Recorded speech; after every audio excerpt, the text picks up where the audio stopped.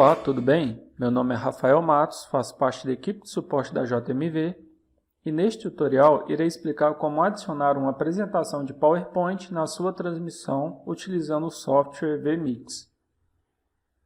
Já com o programa aberto, iremos na opção Adicionar entrada, selecionarmos a opção PowerPoint e clicar em Procurar.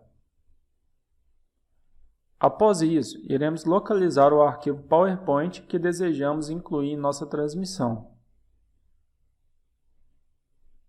Selecioná-lo e clicar em Abrir. Após abrir, é somente clicar em OK e aguardar o arquivo ser carregado.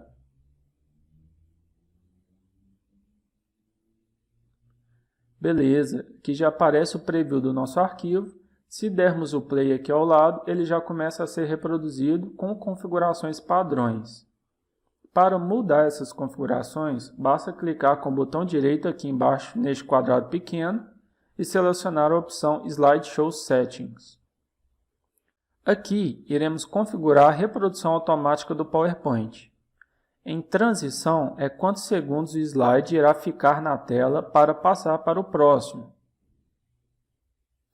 Em efeito, iremos selecionar o efeito de transição entre cada slide e a duração é quantos segundos irá durar o efeito de transição. Se ele irá passar mais rápido na tela ou mais devagar.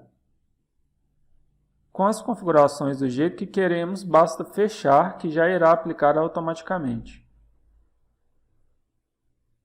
Após isso, é somente dar play que o slide irá ficar passando conforme as configurações que pré-determinamos. Então é isso, pessoal. Se você gostou, siga nossas redes sociais, que toda semana postamos novas dicas e compartilhe com seus amigos. Um abraço e até um próximo tutorial.